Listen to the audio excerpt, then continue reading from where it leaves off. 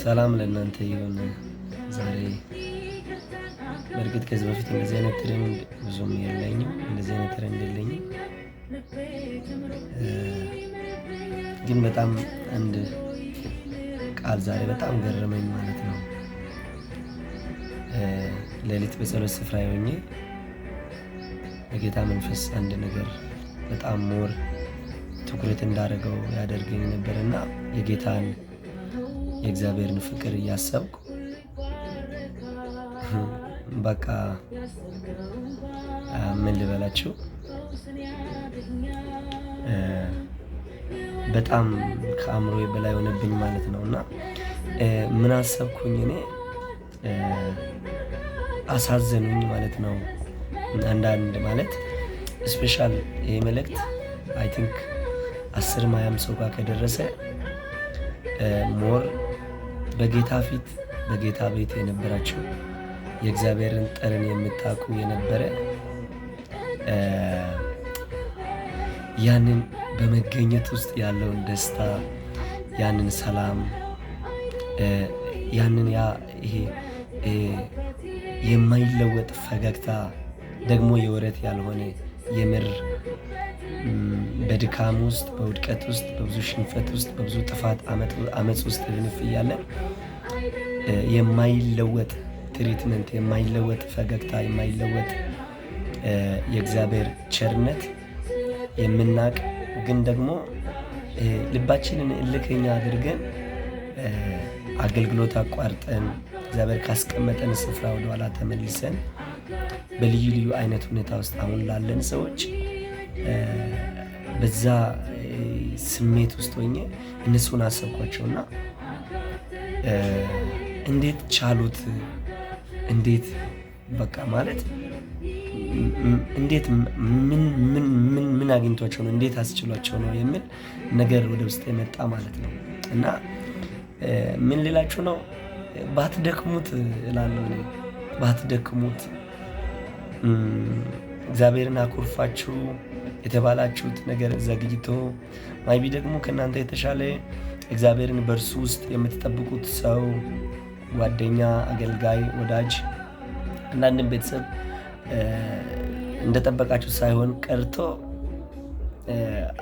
በልዩ ልዩ አይነት ሰበብና ምክንያት አልልም ሰበብ ከጌታ ቤት ርቃችሁ ከእግዚአብሔር መገኘት ወጣችሁ ደጅ ያላችሁ ውሸታችሁን እንደኔ ያስታውቃል። እኔ ሞክሬ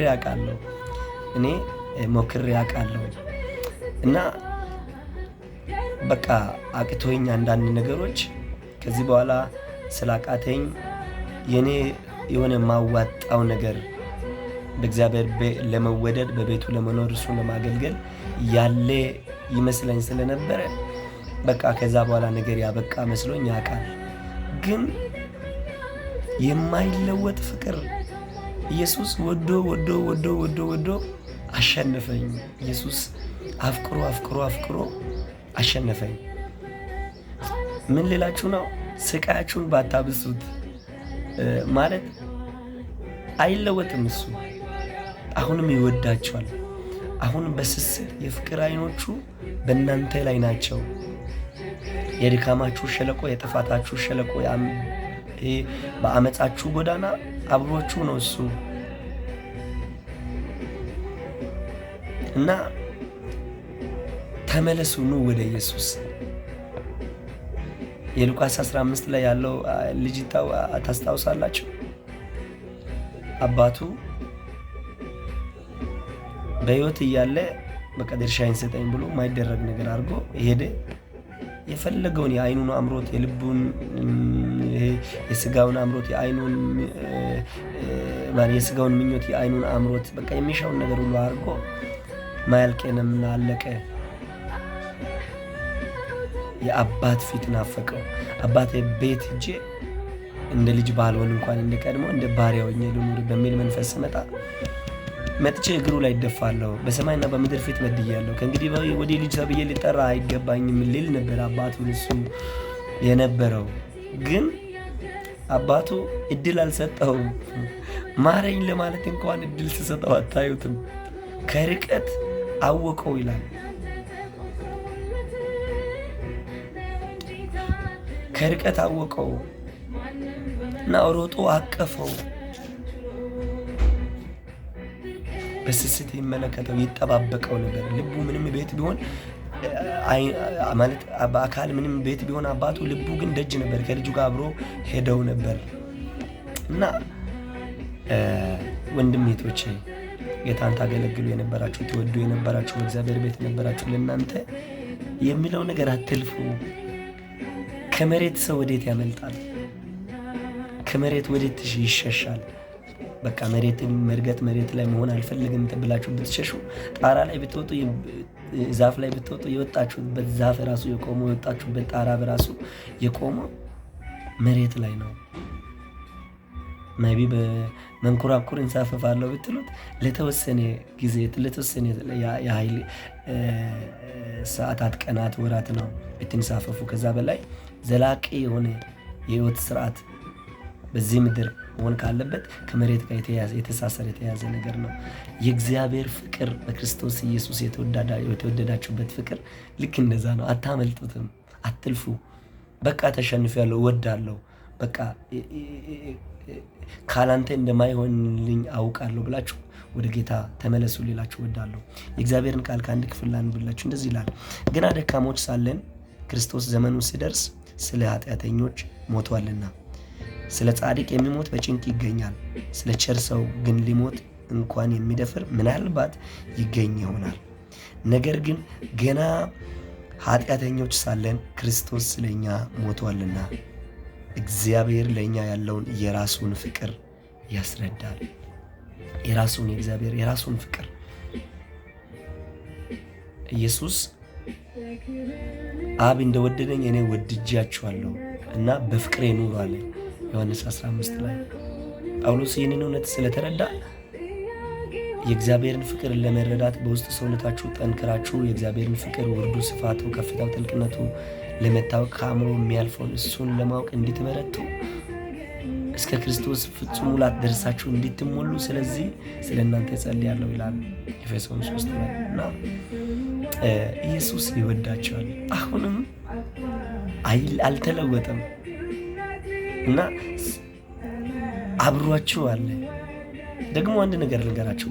ኢየሱስ እንደዚህ ያለ ዮሐንስ 15:18 ላይ ዓለም ከእናንተ በፊት እኔን እንዳሳደደኝ እንደጠላኝ ይወቁ። እኔን ከጠላኝ እናንተንም ይጠላቸዋል። ዓለም የራሱ የሆነውን ይወዳልና እኔ ከዓለም መረጥኳችሁ እንጂ እናንተ ከዓለም አይደላችሁም። ስለዚህ ዓለም ባትቀበላችሁ ብትጠላችሁ አትደነቁ፣ አትቀበላችሁም ደግሞም ትጠላችኋለች አለ። ለሆነ ጊዜ ለሆነ ሰሞን ሁኔታዎችን ብታመቻች ይሄ ስትራቴጂካል የሆነ ማፈግፈግ ነው። ልክ እኔ የክፍለ ሀገር ልጅ ነኝ። ጅብ ውሻ ሊበላ ስል አስቀድሞ አቅራቢያ ይመጣና ቤት አቅራቢያ ይመጣና በስሎው ሞሽን ማለት ብዙ ፍጥን ብሎ ከፊቱ እልምን ብሎ አይሮጥም፣ ቀስ በቀስ ይሮጥለታል። ብዙ ካራቀው በኋላ ይዞርበታል እና በፍጥነት ሁለቱ ስለማይመጣጠኑ ይይዘዋል፣ ይበለዋል። ጀስት ላይክ እንደዚህ ነው ዓለም ሁኔታዎችን ብታመቻች፣ በጌታ ቤት አኩርፋችሁ ሁኔታዎችን አሳባችሁ ወጣችሁ ማይቢ ከዛ የተሻለ ህይወት እያላችሁ እየኖራችሁ ያላችሁ ለሚመስላችሁ ስትራቴጂካል የሆነ ማፈግፈግ ነው። እያመቻቸቻችሁ ነው። ኢየሱስ ይወዳችኋል። ኑ ወደ ኢየሱስ። ስፔሻል በጌታ ቤት ለነበራችሁ፣ በተለይ በአንዳንድ ምክንያቶች ከእግዚአብሔር ቤት ለወጣችሁ፣ አሁን ደጅ ላላችሁ፣ ጸሎት አቁማችሁ፣ አምልኮ አቁማችሁ፣ መዝሙር አቁማችሁ፣ የእግዚአብሔርን ቃል አቁማችሁ ያ የእርሱን ጠረን የለመዳችሁትን ጠረን በቃ ተነፍጋችሁ ደጅ ያላችሁ እንዴት አስችሏችሁ እንደሆነ ባላውቅም አልተለወጠም ፊቱ፣ ፍቅሩ። ኑ ወደ ኢየሱስ ልላችሁ እወዳለሁ። አይ ቲንክ የሆነን ሰው ከጠቀምኩ አላውቅም። ዛሬ በጣም ከማለዳ ጸሎት ስፍራ አንስቶ ውስጤን ይዞኛል። ኢየሱስ ፍቅር ነው። ክብር ለናዝሬቱ ኢየሱስ ይሁን። ወዳችኋለሁ። ተባረኩ።